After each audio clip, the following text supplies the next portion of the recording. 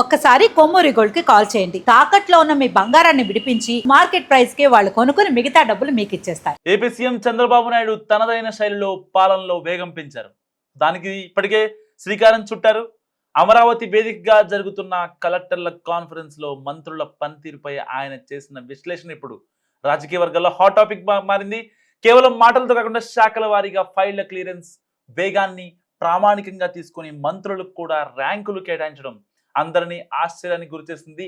ప్రభుత్వ యంత్రాంగం నిద్రమత్తు వదిలి పరుగులు తీయాలన్నదే సీఎం లక్ష్యమని ఈ చర్య ద్వారా స్పష్టమవుతుంది. ముఖ్యమంత్రి వెల్లడించిన గణాంకాల ప్రకారం ఫైళ్ల క్లియరెన్స్ లో సీనియర్ మంత్రి కింజారపు అచ్చెన్నాయుడు అగ్రస్థానంలో నిలిచి అందరికీ ఆదర్శంగా నిలిచారు.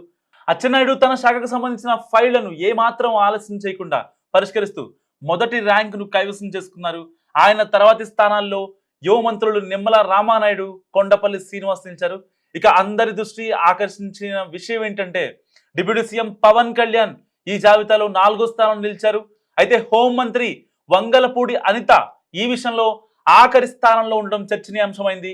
పాలనలో జాప్యం జరిగితే అది నేరుగా ప్రజలపై ప్రభావం చూపుతుందని చంద్రబాబు మంత్రులకు హితోపదేశం చేశారు.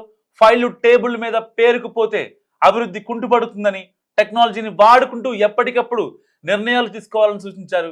మంత్రుల పనితీరును తాను నిరంతరం గమనిస్తుంటానని, ఇది కేవలం ఒక ఆరంభం మాత్రమేనని ఆయన పరోక్షంగా హెచ్చరించారు. ముఖ్యంగా ప్రజలకు అత్యంత చేరువుగా ఉండే శాఖల మంత్రులు మరింత వేగంగా స్పందించాలని కోరారు. కలెక్టర్ల సమావేశం 2వ రోజు కూడా అత్యంత కీలకంగా జరిగింది. సో ప్రధానంగా వైద్యారోగ్య శాఖ, విద్య, రాష్ట్ర ఆదాయాన్ని పెంచే మార్గాలపై అధికారులు ప్రజెంటేషన్లు ఇస్తున్నారు.